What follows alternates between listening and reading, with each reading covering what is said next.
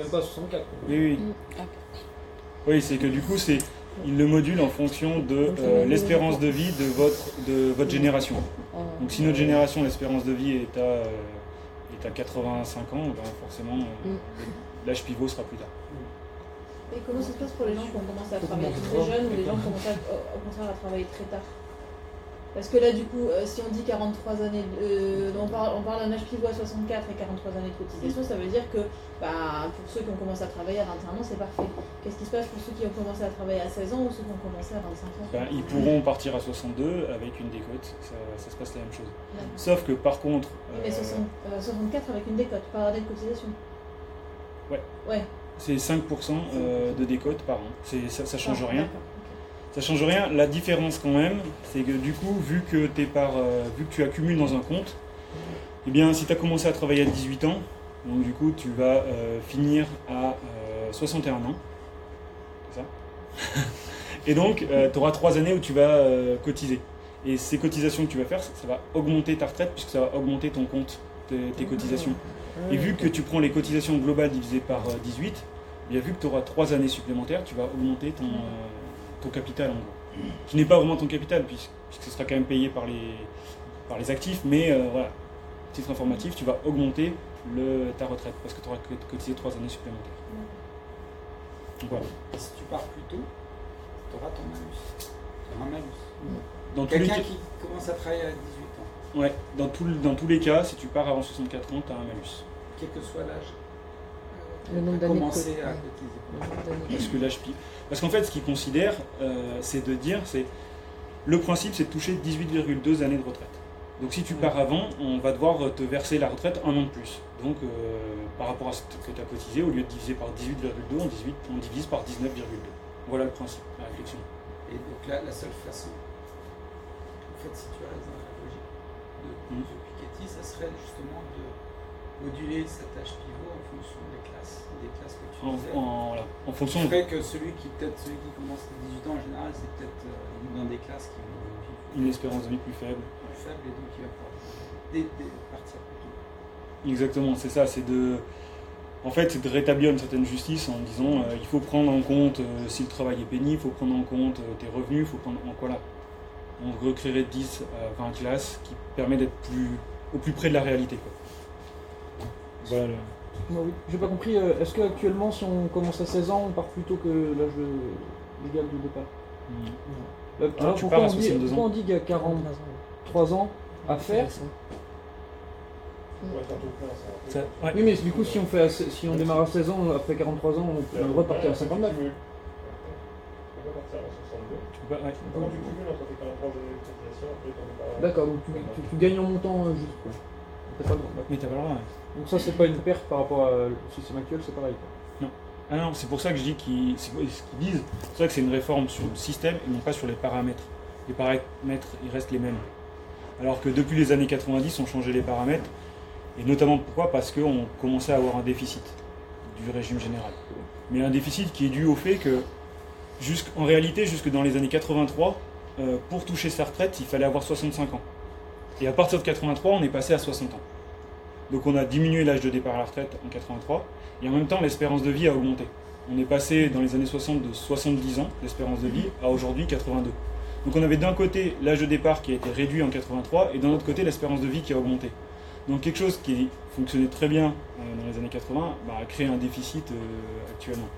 C'est pour ça qu'ils proposent de réformer le système, et c'est pour ça que ce que propose Bozio et Piketty, c'est de réformer, mais d'une manière qui soit juste, en tout cas pour les plus faibles revenus.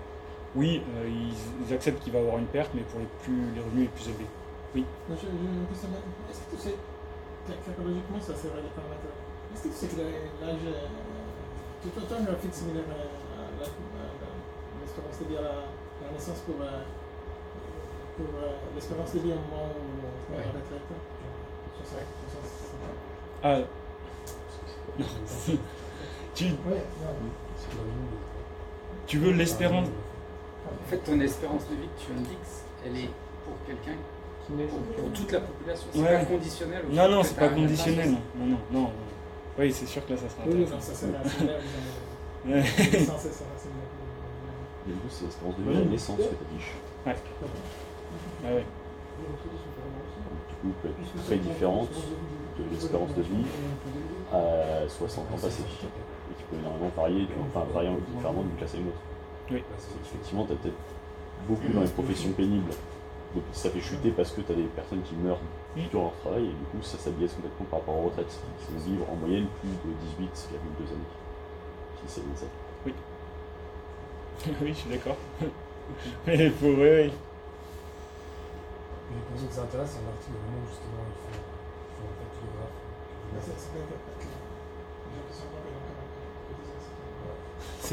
C'est quoi l'article? Parce que je l'ai pas vu, mais je me l'ai peut-être. Ouais, je veux bien. Juste pour voir l'info, c'est grave. Qu'est-ce que. Je vais quasiment terminer là-dessus, sur les gains et les pertes. Gains, on va dire que on augmente la cotisation solidarité, puisqu'elle était à 2,3, je ne sais pas si vous vous souvenez, mais en gros là on avait 0,4% pour les salariés, donc pour tout le monde, du côté salarié, et du côté employeur on avait 1,9%, donc ce qui faisait pour tout le monde 2,3%. Et là on passerait ce montant-là à 2,8%. Donc on augmenterait le pourcentage de la cotisation solidarité. Après, gain ou perte, je sais pas, enfin si, Bozio et Piketty disent que c'est un gain sur la diminution du nombre d'individus dans le système, parce qu'on passerait, alors aujourd'hui il y a ceux qui cotisent partie complémentaire, je vais vous remettre parce qu'en fait c'est plus clair comme ça, on a des personnes qui cotisent jusqu'à 8 fois le plafond. Et ce que propose Bozio et Piketty, c'est de ne pas aller au-delà de 3 fois le plafond. Et c'est ce qu'a mis en place le gouvernement, puisqu'il dit qu'aujourd'hui, ceux qui seront dans le régime global, dans le régime universel, le système universel, c'est seulement ceux qui gagnent en dessous de 10 000 € par mois. Alors que là, 8 fois le plafond, on était à 40 000 € par mois. Donc on a toute une partie des personnes là qui étaient dans un régime à points, qui vont sortir du système et qui devront fonctionner par capitalisation. Pourquoi ils disent que c'est positif, Bozio et Piketty? Toujours par rapport à l'espérance de vie. Ils disent certes qu'il y a des cotisations qui sont très importantes pour ces personnes-là, mais en même temps il faut verser des sommes qui sont aussi très importantes. Et vu que l'espérance de vie augmente avec les revenus, eh bien ces personnes-là vivent plus longtemps, donc c'est des versements, des pensions qu'on devra verser plus longtemps. Et ils disent que financièrement, en fait, c'est pas positif. C'est en fait ceux qui ont des plus faibles revenus qui payent pour ceux qui ont des revenus les plus élevés. Et donc c'est pour ça qu'ils proposent de... Alors ils appellent ça les super cadres, c'est pour ça qu'ils proposent de sortir les super cadres du système universel. Et c'est pour ça qu'aujourd'hui le gouvernement propose d'aller d'inclure les personnes ayant jusqu'à 10 000 € de revenus. Après oui, ça va augmenter la capitalisation, et après l'information qui n'est pas donnée non plus, enfin que j'ai pas réussi à trouver, c'est que toutes les personnes qui touchent aujourd'hui des retraites, des pensions, et qui sont dans cette catégorie-là, qui c'est qui va les payer? Comment elles vont être payées? Et ça, j'ai pas réussi à trouver l'information, il y a peut-être l'info, mais j'ai pas réussi à voir qui allait payer tous ceux qui sont dans cette catégorie entre 120 000 € par an et 350 000 € par an, qui touchent une retraite parce qu'ils ont cotisé, parce qu'ils ont eu le système, ils étaient dans le système, qui va payer pour eux? Quels vont être les actifs qui vont payer pour eux? Et ça je sais pas, j'ai pas l'info. Oui, du coup. J'ai pas compris, mais ils sont complètement hors du système ou ils sont dans le système seulement pour la première partie du salaire? Non, hors système. Hors système. C'est hors système. C'est pas comme les impôts. C'est clairement, t'es dans le système, tu n'y es pas. Du coup, ça potentiellement, ça limite le problème de l'âge pivot. Parce que. Non, parce que comme on a dit, 3 458 € par mois, tu fais partie des 5%. Par mois, tu fais partie des 2% de la population. Donc en fait, la différence, elle se fait réellement. Là tu es sur une population dans le système qui représente 95% de la population. Donc en fait, il faut quand même faire une modulation de l'âge de départ en retraite. Tu vois ce que je veux dire? T'as quand même de l'écart. Parce que l'espérance de vie, alors je l'ai pas là, mais l'espérance de vie, elle évolue que tu sois dans le premier décile ou dans le 5e, 6e. Tu vois, il y a une grosse évolution dès le début. Et c'est après, ça stagne un peu. Donc en fait, tu as quand même cette évolution dans les 95% de la population.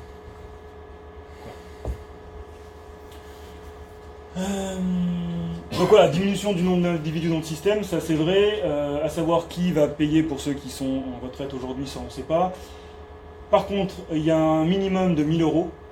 Et alors c'est ça ce que propose le gouvernement, c'est une retraite minimum à 1000 euros. Alors là, ça ferait clairement augmenter, pour tous ceux qui ont été au SMIC toute leur vie, ça ferait augmenter leur retraite. Ça c'est clairement un point positif. Ou pour tous les agriculteurs, ça ferait augmenter leur revenu, leur retraite. Ça c'est clair. Pour 43 années de cotisation. Il faut qu'on ait atteint les 43 années de cotisation pour pouvoir toucher les 1000 euros. Mais pour les revenus les plus faibles, eh bien, ça leur ferait clairement une augmentation de la retraite. Ça, c'est clairement un avantage par rapport au système actuel. Sur le cumul de points, donc c'est ce que je disais tout à l'heure. Pour la maternité, c'est dès le premier jour d'arrêt, sur la base des revenus de l'année précédente. Donc c'est comme si vous continuez à travailler. Pour les arrêts maladie, c'est la même chose, sauf que il y a 30 jours, on peut comparer à 30 jours de carence. Les 30 premiers jours ne sont pas inclus. C'est à partir du 30e jour que vous cumulez des points. Sur l'invalidité, eh bien, c'est une moyenne des 10 meilleures années. Et sur le chômage, eh bien, vous continuez à cumuler des points sur la base des indemnités que vous percevez. Pour la majoration des pensions grâce aux enfants. Donc, je vais d'abord vous donner le système actuel. C'est 10% pour chaque parent à partir du 3e enfant. Donc c'est quelque chose qui est aussi, qui n'est pas forcément optimal, surtout dans la configuration des ménages actuels. 3 enfants, on est loin d'être dans la majorité des cas. Donc pour avoir 10% pour chaque parent, donc c'est sûr que c'est plus, 10% pour chaque parent, mais on n'est quand même pas dans une configuration qui est majoritaire. Alors là, c'est 5% pour l'un des deux parents, dès le premier enfant. Alors je ne comprends pas pourquoi 5%, et c'est là au-dessus aussi qu'il y a des revendications, c'est pourquoi 5% pour l'un des deux parents, et non pas, je sais pas, 2,5% pour chaque parent. Et puis, surtout, pourquoi un pourcentage du revenu ? Pourquoi on compte 5%, pourquoi c'est un pourcentage ? Pourquoi c'est pas un nombre de points par enfant ? Pourquoi, quand vous gagnez plus, vous devriez avoir une bonification par enfant qui est supérieure alors que vous gagnez moins ?